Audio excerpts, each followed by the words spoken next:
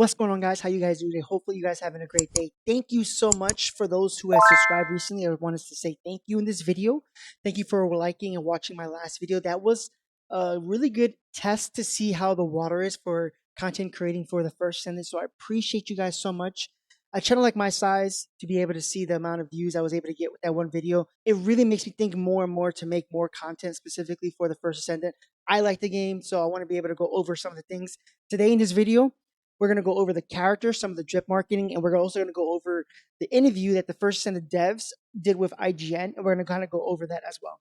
Okay, so let's get into it. All right, if you go to the first Descendant website, this is their website, you'll be able to see all the Descendants you're going to be able to have on day one release, which, by the way, is July 2nd. For those who are wondering, there is no specific ETA when the game will release, but going based off the Discord and many others, whenever the test server dropped, which was around 3 a.m.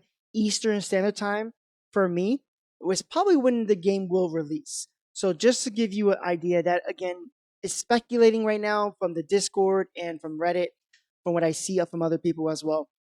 We don't fully know just yet, and if I ever do find an answer, definitely I'll leave a comment and pin it on the top so people who are interested and who happen to come by this video and wanted to see that, they'll be able to see that as well. So on day one release, you're going to be able to have 13 Descendants. Okay, and we're going to kind of skim over it. Most likely people have either played the cross beta or play the test server on the PC. So you're kind of familiar with a little bit of this. You have Leptic on the top left. You have Ajax, Vanessa, Jayberg, Sharon, Glee, Blair, Bunny, Freyna, Valby, Kyle. And then we have 3 down below that are coming soon, which I'm going to play a clip for each of these characters that they talked about in that IGN interview. So if you guys are interested, we're going to be talking about these characters from what they saw if you haven't watched that trailer. So we're going to talk about these characters. And then when it comes to the ultimate form, you have Ultimate Leptic and Ultimate Vanessa. Now, down the line soon, we're going to have Ajax, Ultimate, Bunny, and Glee. Now, for those who are not familiar with this, these are the generic characters. These are the characters you can make, you can be able to craft them, you can get them unlocked, or you can buy them outright, depending on how you guys want to play. But there are going to be ultimate forms of these characters down the line. And currently, right now, when the game releases, you're going to be able to get 2. Now, I wouldn't, if I was a casual, I wouldn't spend too much of your hard-earned currency and your hard-earned materials on the basic form of these 2 characters, or any characters that you see down the line. So you have Ajax, Bunny, and Glee coming down the line. So I wouldn't waste my materials on those specific one. If you love that character, fine. Just keep in mind that these characters have been hinted to be coming out soon. We don't know the time frame on that, but you might want to keep an eye on that. Might not want to waste all your resources when it comes to these specific characters. Ultimate forms are going to they're going to look different. They're going to might be more aesthetically pleasing to people. They're also going to have better stats as well. And you're going to also be able to have better mod capacity as well. Because as your Descendant, you're going to want to be able to build your Descendant with all these different mods. And you're going to have to use materials to make it where you're able to have all of these mods. And when you upgrade mods, they're going to take away from that how much you'll be able to actually use. So you want to keep that in mind. But having the ultimate form is going to be a lot better stat wise, and is going to be able to have a little bit more easier time to mod the characters as well. All right, so now this is the interview that they had. I will leave a link down below if you want to see the full video unedited without me talking in the background of it. But we're going to go specifically for the characters. We're not going to talk about the bosses or anything like that. We're going to talk specifically about the characters. Okay, at 5:58, they talk about the first character. So let's go into 5:58 and see who they're talking about first. Okay, so the first one they're going to be talking about is Eugene. Okay, I'm going to play the English version of what they were talking about when they translated it over. So the first one is Eugene, and then we'll kind of discuss Eugene a little bit. Okay, here we go. Yeah, so the character lying on the desk is called Eugene, with a charming appearance reminiscing of a K-pop idol. And Eugene possesses healing abilities, making him an excellent choice for players who enjoy cooperative play. And forming a team with Yujin allows for completely new strategies and avoid intercept battles and battles against colossal bosses. Fantastic. All right, so there's not a lot of information specifically on this character that we can even discuss. Just going based off of what they talked about, it looks like he's going to be the main healer. There's not really a main healer specifically for the game. So you're going to be able to have now a main healer when you go into these harder activities, like they mentioned the Void Interceptor missions and the Colossal bosses. You're going to be able to have a designated healer. I don't know too much about it. It is nice to know that they do specifically have role specific. You have Ajax and Kyle who are tanks. You have, your normal DPSers, but to be able to have a specific healer is going to be really nice in the game. All right, the next character we're going to go over is Enzo, which is at 708. Now, to be honest with you, I just thought that this was like a very interesting NPC when I first saw the trailer, but we're going to listen to what they say in English about this. So this character here is called Enzo. And Enzo has a skill that provides area support by supplying ammunition.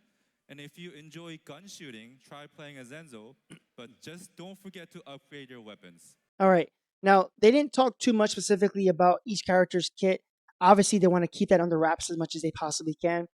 But as we heard them say that he enhances his weapons possibly, because it says you want to make sure your weapons are upgraded. So it sounds like he is a buffer possibly for his own damage, but maybe also a possible buffer for team damage as well. He will also, besides being a buffer, he would also be able to provide ammo for your team.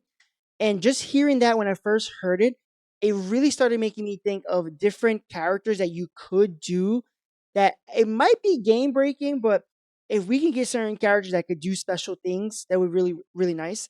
For an example, off the top of my head, I was thinking about a character that somehow or another will be a battery for your team. And what I mean by battery is the energy part that, if you don't have any bullets, you're going to be able to have Enzo on your team. He'd be able to drop more bullets for you, especially if there's a really strong OP gun or weapon that's going to be very powerful. Then you might want to be able to have Enzo on your team so you always have that weapon being used. But on the other side of everything, as he is the possible buffer for your team, it'd be really nice to also see a battery character as well. Someone who can help recharge your energy for your team as well. Now that might sound broken, okay? But you can dilute it, you can make it where it's still reasonable. And just again, off the top of my head, when it comes to this, I have a character in my mind that we're going to talk about later, that they hinted and that is not even shown on the website. But I think it could be something like this. Again, this is speculation. I do not know. I am not affiliated with them, but I will say it's just my speculation. It'd be nice to see a character that no matter what damage type you do, from weapon damage, melee damage, grappling onto the boss or character and breaking an armor off of that character, um, any sort of damage, maybe a skill damage or so, you can store that sort of damage, right? And then it gets converted into energy. And if you had the energy all the way maxed out, it kind of like illuminates or something like that, just so you know that it's good to go. And you can activate that ability and give your teammate a good energy recharge, which would be really nice. So they could do certain things. Like I said, you don't have to have it where it's extremely broken, where you fill up your energy bar for your whole team. But if let's just say you get 100% of the energy filled up, you get a bonus because you have it filled up. But if you don't fill it up all the way, let's say you're only 50% or 70%, and you decide to use it, you have a negative effect into it, meaning you won't get as much as you can get from it because you didn't wait that 100%. So stuff like that, like I said, it could be broken, it could be game changing, but I feel like if they can take ideas like that and be able to make a character that can be utilized in certain ways, I think it'd be really dope for the game. All right, the next character we're gonna go over is Emiso, and that is around 758. And that's this character right here.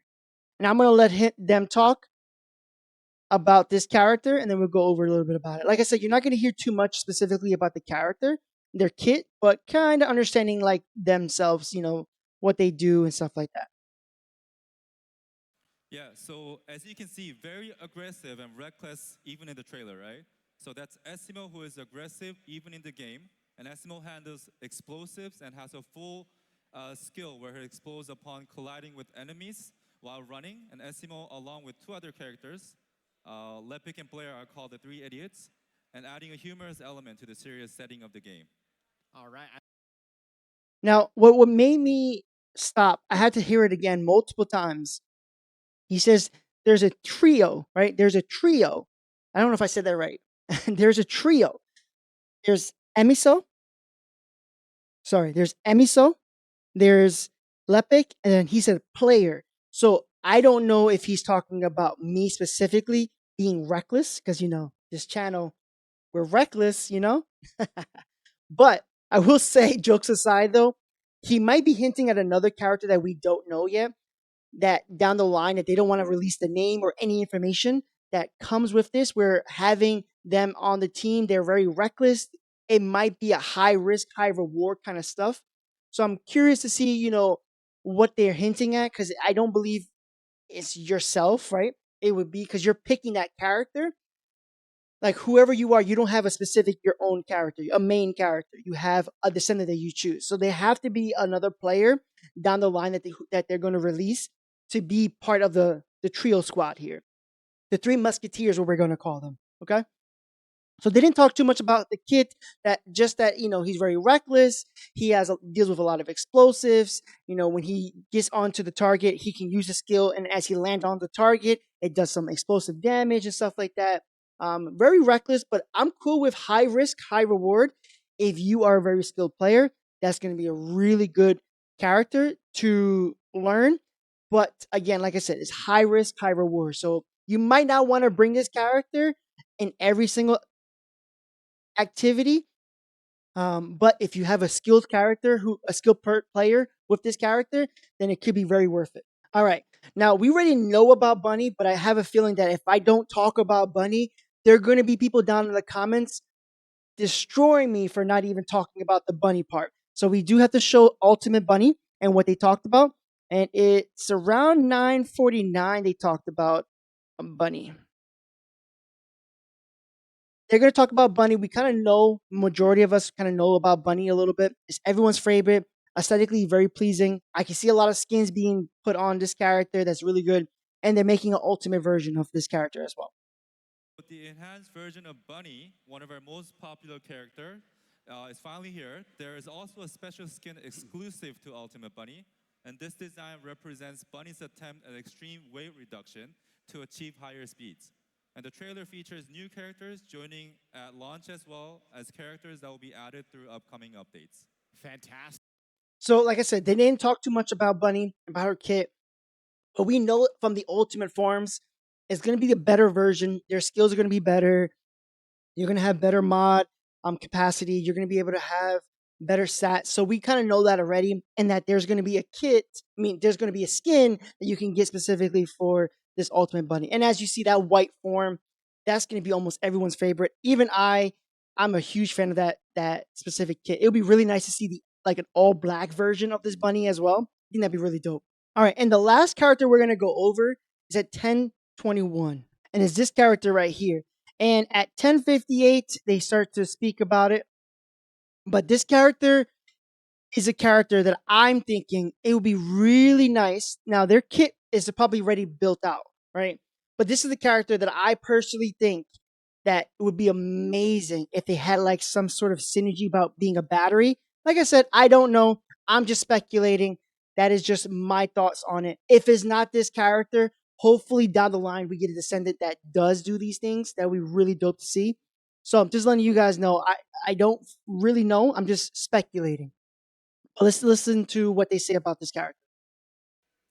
So this character is called Luna, the character wearing headphones in the trailer. And this character, as you might expect from experience, is themed around music. So playing as Luna feels like a rhythm action game, offering a completely new experience. Now, again, you're not gonna get much information. You got the character's name. You got what their kit is gonna be like. It's gonna be based around music, and that is where I was thinking when I first heard the other part about Enzo. I'm like, oh, I wonder if they should have like someone who does deal with energy, and this would be an amazing character that if they can amplify energy wise, right? Getting your teammates more energy, that would be really nice. Most likely it's not going to be because I don't think they would do something like that. Maybe I'm wrong, but it would be really dope to see someone like that that can amplify via music and be able to store the damage, and like I said, like a battery, be able to help other people with their energy. So again, this is all speculation. I don't know anything about these characters, but I'm just speculating specifically on this character. That this character has me intrigued of who really is Luna, and we everyone else they kind of understand what they're going to be about, right? Enzo, they talked about him being a good person with weapons, being a good person with aerial damage, being a good ammo, helper. I talked about Eugene being the health, the healer. Sorry, the healer of the game. They talked about other ones, but they didn't talk about this one. So again, they're trying to keep everything on the wraps. But I'm just hoping that if it's not this character, that maybe they will be able to have someone who's an energy replenisher. Like I said, it doesn't have to be broken. They can dilute it a little bit, make it a little bit more easier. But it'd be really nice to have someone that could be like that because that character on a team is going to be very important. Now, I know the opposite of that, right? People are going to say, well, if you have a character like that, that's gonna be a main pick. People are going to want that specific character, and that's true. You don't have to have, this character on your team because she might do less damage than other descendants. So when you're fighting a colossal boss, you might not be able to have enough damage to be able to handle it because you have a Luna on your team. She doesn't do as much damage, but she gives energy to your teams. So you might want to have someone who's a real DPS on top of that, just so you make sure you can get rid of a character. So there is times where you might not want something like this because it doesn't have enough damage. So there's going to be times where like I said, I don't know who this kit is going to be on. I'm just speculating. It could be on her. It would be really nice to see someone like that. But even if they had a character that gave you energy back, I understand people are going to say that is going to be a must pick on every single team. But if they don't do enough damage, if they nerf the damage where it doesn't do a lot of damage, but their kit is all about energy, the rest of the team have to pick up the slack. It has to be balanced. So if you are slacking on damage, you need to have that other damage DPSer there. So you're going to kick off a character like Luna to make sure your damage is there. So that's just my thoughts on it.